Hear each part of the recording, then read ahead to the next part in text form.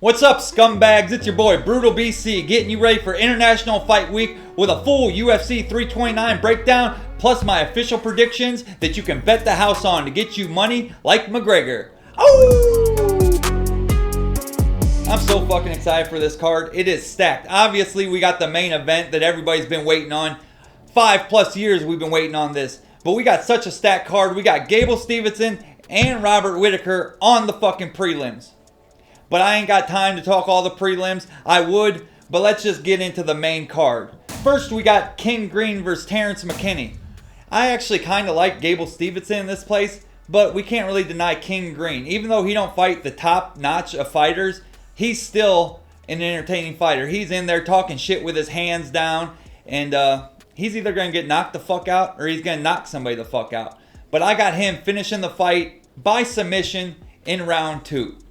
And now, I'm excited for this one. The flyweight division has not ever been this exciting, but now that Joshua Van is champion, we got so much striking, so much talent. I am a fucking fan of the flyweights again. I take that back. I'm a fan of the flyweights for the first time, because whenever you're 125 pounds, you just ain't that exciting until now. So we got Brandon Royval versus Leon, I don't know if that's his name, how you pronounce it. He's kind of a foreigner. But Kavanaugh is what I call him. And this guy is a bad motherfucker. He is like Ilia Topuria. And he's lost one time because he got clipped. But besides that, his skills are sharp. And Royval is the one guy who made me a huge fan of Joshua Van. He had the fight. It was a number 1 contenders matchup. And they had the most significant strikes in UFC history. They was beating the shit out of each other. It was back and forth, this away, that away. And then Joshua Van drops him at the last second and gets the win. But that's who this guy is. He's a fucking, he bangs and it's good. But Kavanaugh, like I said, he is so sharp. I think he's going to edge it out. Kavanaugh by KO, round 3. Now we got Corey Sandballs versus Mario Batista. Corey Sandballs does a lot of things. One of them is sells pictures of his balls. But the next one is wrestle. This boy can wrestle, he can grapple, and he can strike. But Mario Batista's coming up, and I think he is going to get it by decision. And now, let's go to Patty the fucking Batty versus BSD. I don't know. I'm kind of stuck on this one. Patty the Batty has got major skills. He can wrestle. He can strike. But so can BSD. But everybody thought BSD was going to beat Dustin Poirier, and Dustin Poirier left him on his back. And then BSD fucking demolished Dan Hooker. But I got to go with Patty the Batty. He's got to be on his way back up. And I think he's going to come out with some impressiveness. And I think he's going to KO BSD in the second. And now, for the moment we've all been waiting for. Conor, the Notorious, is back against Max Halloway for the second time. And now I'm so surprised.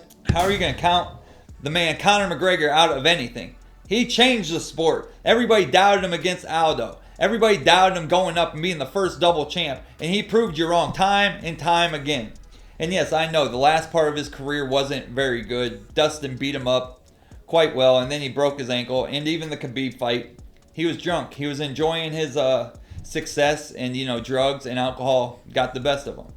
And I'm a recovering addict myself, and I know once I finally got clean, I had something to prove. I got myself in shape, and I'm ready to take everything by storm. And I think that's the way Conor's doing, and I believe in my dude. And I think you guys are writing him off a little too easy. But let's talk about Max Halloway. Max Halloway has been on a fucking tear, as my boy Jack would say, but he ain't here today.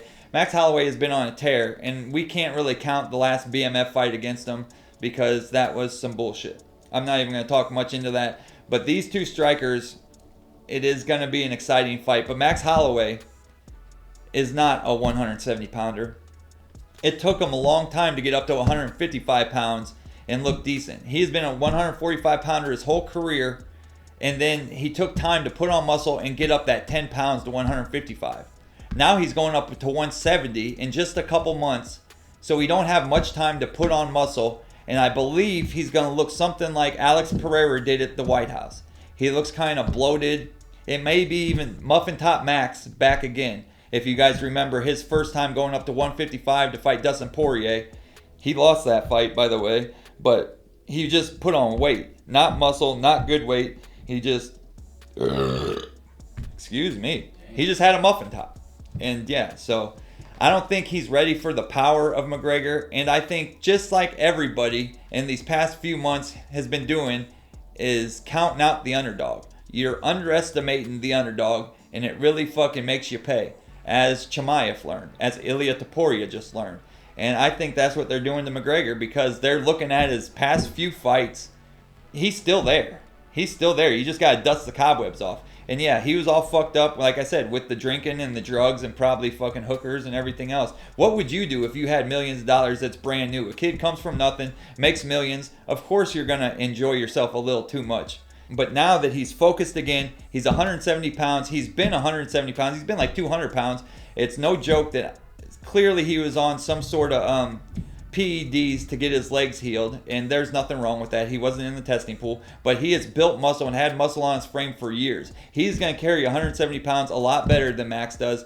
And my official prediction, Conor McGregor knocks out Max Halloway in round 2. Conor McGregor versus Max Halloway 2. In my mind, this is the real fucking BMF title. They should make, this is the real BMF match right here. You got two badass strikers and somebody's going down. There's going to be no hugging. There's no playing.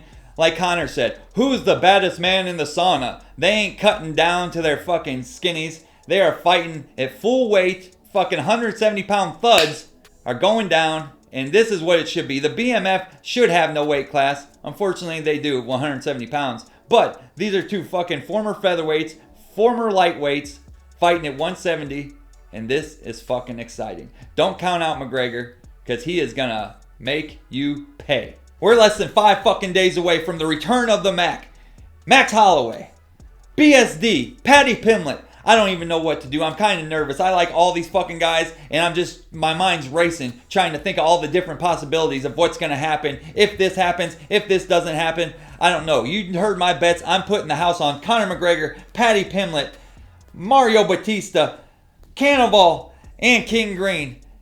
And I am just excited and scared at the same fucking time. So get off your ass, turn on your TV, and get ready for International Fight Week, and subscribe to this fucking channel.